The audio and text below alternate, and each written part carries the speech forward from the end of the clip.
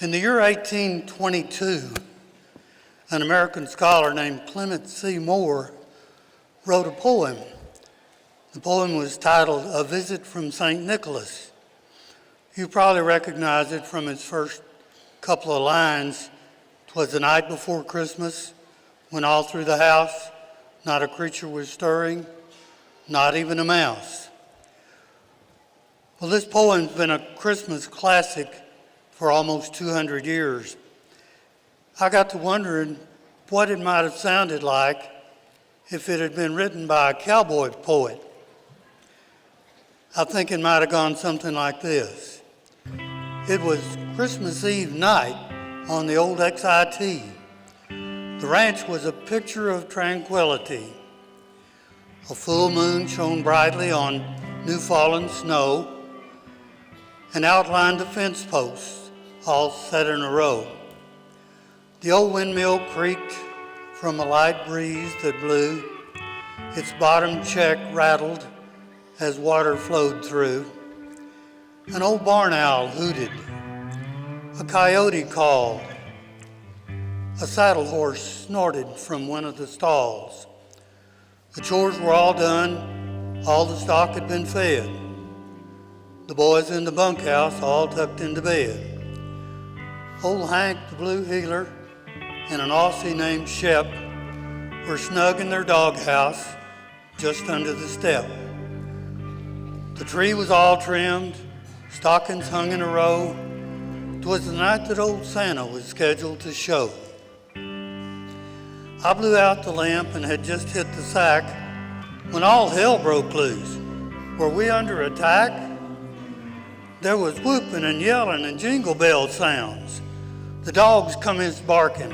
What's wrong with those hounds? I grabbed for my pants, stumbled over a chair, made a dive for the front door to see who was there. When into the yard came a gleaming white sleigh, pulled by 8 handsome reindeer, and they were running away. They flew through the barnyard and circled the trap, them dogs right behind going yappity yap. And a fat little old driver was perched on the seat, and watching him working those lines was a treat. He G'd them and hawed them, and soon back they came.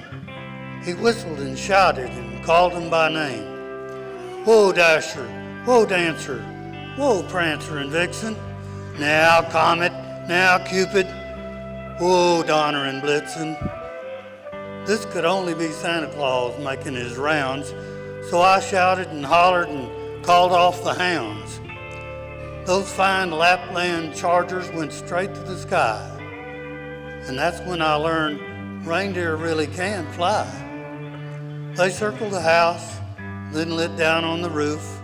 I could hear the sharp clatter of each little hoof. As I turned from the door, I was startled to see that same little man standing there by the tree.